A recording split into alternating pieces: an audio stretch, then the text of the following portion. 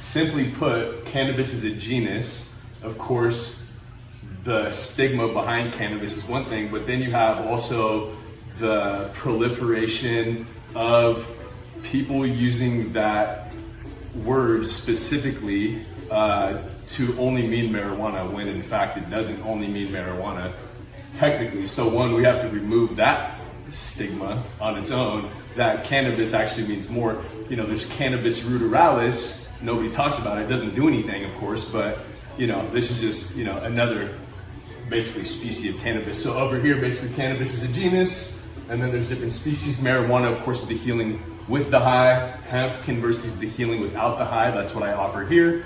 And with that said, the regulations are much different because, of course, marijuana, there's moratorium here locally in Elk Grove.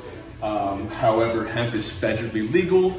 And so without those same regulations, you're able to, of course, operate under less strict, you know, or less stringent, you know, policies. So as an example, as you'll see here, there's no armed guards.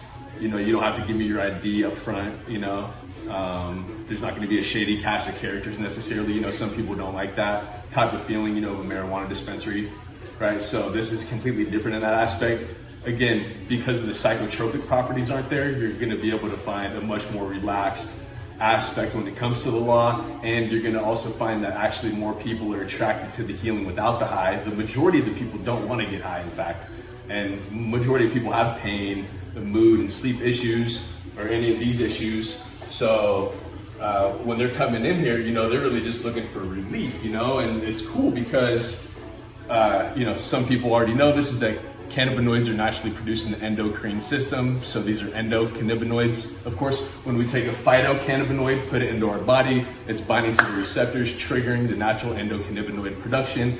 With that said, you know, we're not taking anything outside of ourselves. And that's why this is so effective. And the only side effect ultimately, when it says too strong, is sleep, you know, because it promotes healing. You know, healing happens in the sleep. So because there's no psychoactive effects and the only, you know, side effect is sleep, that's why also it's a sweet spot to be in terms of not having to abide by, you know, local laws or state laws, even in situations where the governor would put something in place for cities like this to say, hey, if you want to do it, it's okay now. They still don't want to do it, right? So, you know, it's just really interesting to look at both the pros and the cons of the situation.